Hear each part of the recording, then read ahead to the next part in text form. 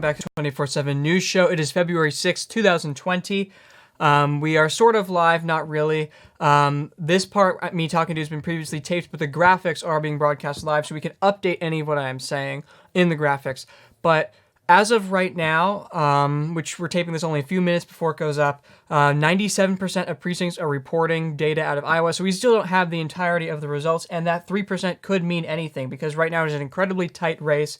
Pete Buttigieg is number one by just a hair at 26.2% versus Bernie Sanders at 26.1%, followed by Elizabeth Warren, Joe Biden, and Amy Klobuchar. Now, this race has been, people had their eye on it. It's been an interesting race because before this, Joe Biden was the presumptive Democratic nominee just because he has name recognition as the former vice president of the United States.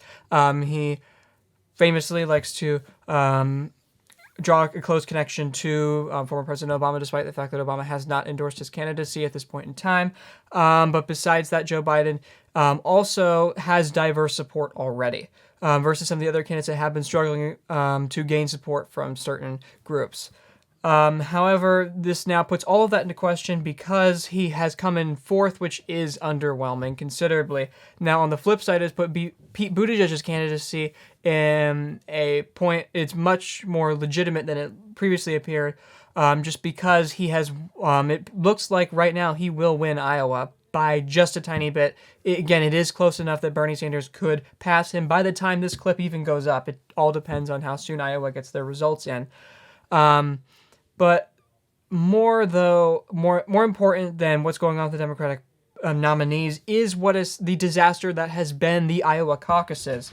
Now, the Republicans had the results out incredibly fast, and we saw Trump's dictator numbers. I believe NBC News was reporting that he won at 97%, which is even higher than I believe Vladimir Putin's approval rating, which isn't suspect at all. But they had that out almost immediately versus the Democrats, who still do not have their results out, despite the fact that the caucuses were held on Monday. We didn't get any results until the next day when we had 68%. Then it went up to 79%, or 78% the day after that, and now we're at 97%.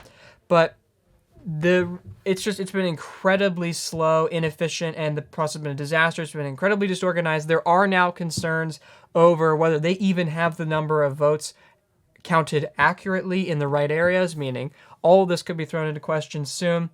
But it raises serious questions in the future about why should Iowa go first, because there has been questions mounting about why they're allowed to, and they probably shouldn't be for years now, and then also why they're still allowed to do caucuses and why the caucus process still exists. Now, first is the caucuses. Now, I'm speaking for the Democratic Party at this point in time regarding the primary versus caucus process. The Republican Party is a different story, but the Democrats currently only have caucuses still in 3 states. After 2016, where there were considerable concerns over the caucus process in numerous states. Even Hillary Clinton, who won Iowa, said that the process was undemocratic because of how it works. It consumes considerably more time than a primary, where you have to go to a high school gym or somewhere to vote for your candidate, and it isn't just a secret ballot where you go check off the names, check off the delegates, and you're done.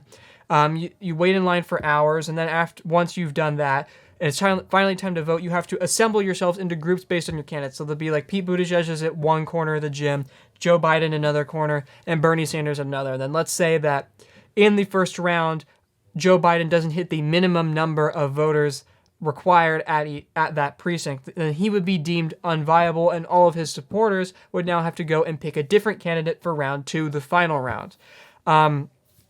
It's ridiculous, it's inefficient, it's slow, and it is undemocratic because it takes so long. People who are working multiple jobs, or just people who work a 9-to-5 job and don't have time to deal with that, or who have children to raise, all legitimate issues that could prevent someone from voting in a caucus, which is why caucus turnout is ridiculously low. As a percentage of even just registered Democrats, it is an incredibly tiny percentage that actually turn out to vote in caucuses. Compare that to the primary process, where in some states you don't even need to be registered with either party, like in Virginia, where I could theoretically vote in both the Democratic and Republican, or not me, I'm too young, but if I were 18, I could theoretically vote in both the Democratic and Republican primaries, despite the fact that I am not registered with either party. So it definitely appears like a much more undemocratic process, the caucus versus a primary. But aside from that, people have also criticized specifically for the Democratic Party why Iowa gets to go first, because the state's population is nearly 90% white, and the Democratic Party is far from 90% white. It is an incredibly diverse party, which does question the legitimacy of having Iowa go first, to be that they are setting in stone what the candidates have to go up against going forward. To say that a candidate like Pete Buttigieg, who's doing quite well in Iowa, but continues to struggle with the African-American vote, can do strongly, and now it appears like he has a good chance of being the Democratic nominee, I would keep expectations tempered, because as we go on to more diverse states, he may struggle unless he continues to make efforts to change his current situation. And on the flip side, a candidate like Joe Biden, who has strong support, particularly among African Americans in a predominantly white state, may not do as well. So, for a few reasons, Iowa should not go first. That, and also we have seen their incompetence tonight, or not tonight, but with this caucus process, we've seen their incompetence, and it would be ridiculous and idiotic for the Democratic Party to allow Iowa to go first or hold a caucus in 2024. I wouldn't be surprised if the Democratic National Committee forces them onto a primary and also allows another state to go alongside them. My opinion is that all the states should go at once the same day and all hold primaries across the country like it were the general election, because that makes sense. It is efficient, it is democratic, it is fair, and honestly more private as well. If you don't want everyone knowing that you're a Bernie Sanders supporter, just because a lot of people, he's a very controversial figure maybe, and you will probably be caught on a C-SPAN camera at a caucus, which is a legitimate issue versus a secret ballot where no one knows how you voted except for you. So for so many reasons, the primary process is just an objectively better process, and there's really no reason to spread it out over this many days other than for cable news coverage, which it makes great TV, but that definitely should not be the focus when choosing the next president of the United States. Because making great TV with picking the next president of the United States is how we ended up with Donald Trump. But seriously, there's no reason why it couldn't be held on the same day with modern technology. Hopefully not with an app as unreliable as one in Iowa. But it would be stupid for the Democrats to allow Iowa to go first in 2024. Thanks for watching 24/7 News Show. Like, dislike. Did you like our live stream? Comment below.